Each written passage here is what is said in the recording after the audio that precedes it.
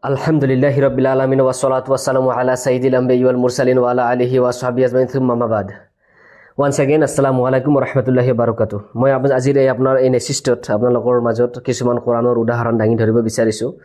তো ইনশাআল্লাহ আশা কৰো এই 10 মিনিটটো that should be good productive 10 minutes ইনশাআল্লাহ এই 10 মিনিট বহুত ভাল প্ৰডাক্টিভ 10 মিনিট এটা হ'বলৈ গৈ আছে। তো নবীজি যেতিয়া মক্কাৰ পৰা মদিনা মুভ কৰে, নবীজি যেতিয়া মক্কাৰ পৰা মদিনা যায়, হিজৰত কৰে, তো মদিনাত 10 বছৰ থাকে আৰু এই 10 বছৰৰ ভিতৰত কি হয় সূৰা বাকাৰা নাজিল হয়। মদিনাৰ প্ৰথমৰ পৰা মদিনাৰ শেষলৈকে 10 বছৰৰ ভিতৰত গোটেই সূৰা বাকাৰা 286 টা আয়াত নাজিল হৈ থাকে। এই 10 বছৰৰ ভিতৰত সূৰা বাকাৰা নাজিল হৈ থাকে আৰু এই সূৰা বাকাৰাই নহয়, ইয়াৰ মাজত আৰু বহুতো সূৰা নাজিল হয়। মদিনাতটো প্ৰায় 28 টা মান সূৰা নাজিল হয়। তো এই মদিনাৰ জিন্দগীটোত 10 বছৰৰ ভিতৰত বাকি সূৰাবিলাকো নাজিল হৈ থাকে, কিন্তু প্ৰথমতে গৈয়ে সূৰা বাকাৰা নাজিল হয় আৰু একেবাৰে শেষত 10 বছৰত সূৰা বাকাৰা নাজিল হয়। সূৰা বাকাৰাটোও নাজিল হৈ আছে আৰু ইয়াৰ মাজে মাজে বাকি সূৰাবিলাকো নাজিল হৈ আছে। আৰু আপ সাল্লাল্লাহু আলাইহি ওয়াসাল্লামে ভালকৈ জানে যে কোনটো আয়াত ক'ত যাব, কোনটো সূৰা ক'ত থাকিব, কোনটো আয়াত ক'ত থাকিব, এইটো আপ সাল্লাল্লাহু আলাইহি ওয়াসাল্লামৰ জেহেনত ভালকৈ আছে, এইটো ভালকৈ জানে। তো এতিয়া কোৰআন নাজিল হওয়া শেষ হৈ গ'ল, কমপ্লিট 23 বছৰ কমপ্লিট, মদিনাৰ জিন্দগীও শেষ, কোৰআন নাজিল শেষ, কোৰআন কমপ্লিট। এতিয়া কোৰআন ক'ত আছে? সাহাবাৰ জবানত। কোৰআন এতিয়া সাহাবাৰ জবানত আছে, সাহাবাৰ জেহেনত আছে, সাহাবাৰ জবানৰে তিলাওয়াত কৰি থাকে। তাৰ বহু বছৰ পিছত কি হ'ল, কোৰআনৰ আয়াতবিলাক প্ৰিন্ট হৈ কেনে কিতাবৰ আকাৰ লৈ কেনে আমাৰ হাতত আহি গ'ল কোৰআন শৰীফ।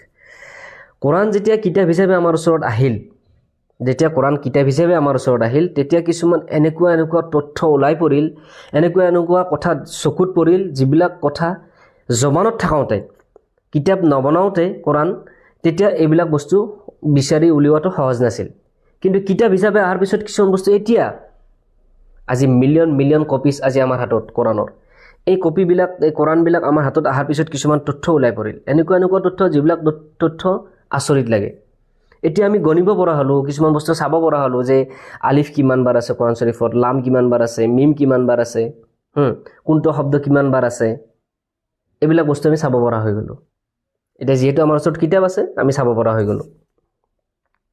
তো এই কাউণ্টিং দেখি, এই গণনাবোৰ দেখি আচৰিত লাগে। সুবহানাল্লাহ, বহুত আচৰিত লাগে। তাৰমানে মই কেইটামান গণনা আপোনালোকৰ ওচৰত পেশ কৰিব চেষ্টা কৰিছোঁ।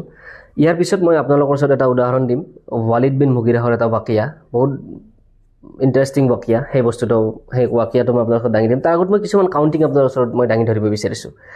কোৰআন শৰীফত দুনিয়া শব্দটো, দুনিয়া শব্দটো আহিছে 115 বাৰ। কোৰআন শৰীফত দুনিয়া শব্দটো 115 বাৰ আহিছে। দুনিয়াৰ অপজিট কি? আখিৰাত। আখিৰাত শব্দটো কিমান বাৰ আহিছে?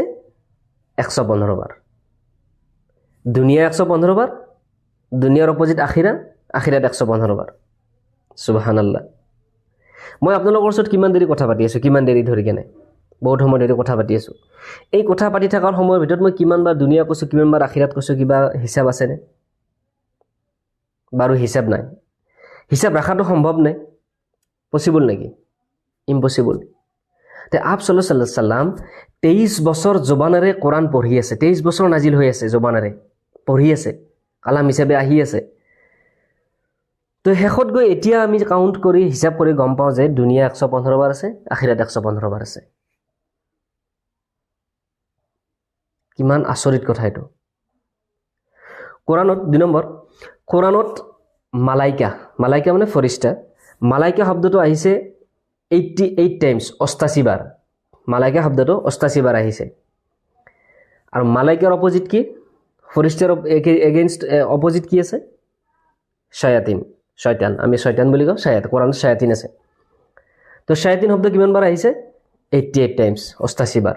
মালাইকা 88 বাৰ আৰু শয়তান 88 বাৰ, 88 টাইমছ। 3 নম্বৰ, কোৰআনত মওতৰ কথা আহিছে, মৃত্যুৰ কথা, মওতৰ কথা আহিছে 145 বাৰ। আল মওতৰ কথা 145 বাৰ আহিছে। আল হায়াতৰ কথা 145 বাৰ। সুবহানাল্লাহ। মওত 145 বাৰ, হায়াত 145 বাৰ।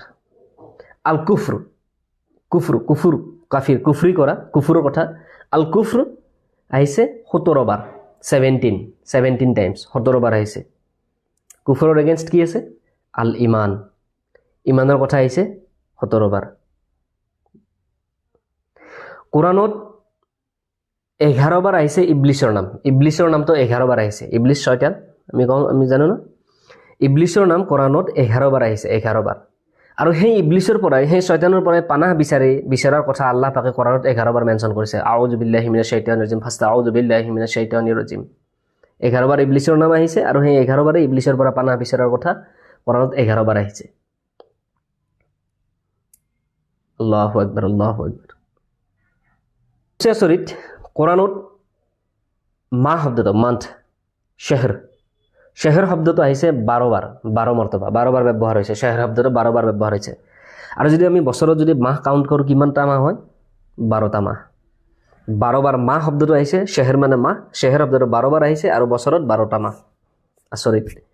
কোৰানত আপোনালোকে মন কৰিছে চাগে যে কোৰানত যে এইটো এনেকৈ কয় যে কি সিহঁতে এইটো কয়, সিহঁতে সেইটো কয়, কয় শব্দটো সিহঁতে কয়, এনেকৈ মানে কলু শব্দটো কোৰানত 332 বাৰ আহিছে। 332 বাৰ। আৰু কলুৰ এগেইনষ্টত যেতিয়া কাফিৰবিলাকে কয়, তেতিয়া আল্লাহ পাকে কয় নহয় নবীজিক যে আপুনিও কৈ দিয়ক এইটো, আল্লাহ পাকে ক'ব দে। কুল শব্দটো, কলু শব্দটো আহিছে 332 বাৰ, কলুৰ এগেইনষ্টত কুল শব্দটো আহিছে 332 বাৰ। সুবহানাল্লাহ, সুবহানাল্লাহ। আৰবিত কোৱা হয় যে কি মা আজাবা হাদাল কালাম, কেনেকুৱা আচৰিত কিতাপ, কেনেকুৱা আচৰিত কালাম এখন। বাৰু যিয়ে নহওক, এনেকুৱা বহুত কাউণ্টিং আছে।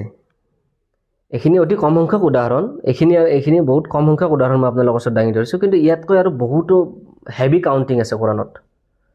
এইবিলাক আমি লাহে লাহে আলোচনা কৰি গৈ থাকিম ইনশাআল্লাহ। তো আমি অলপমান অবজাৰভেশ্যনহে কৰিলোঁ কোৰানৰ, অলপমান অবজাৰভেশ্যন।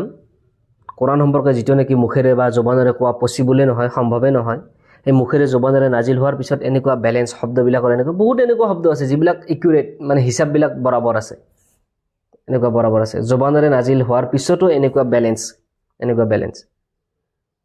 তো ইনশাআল্লাহ আপোনালোকে বুজি পাইছে চাগে নিশ্চয়।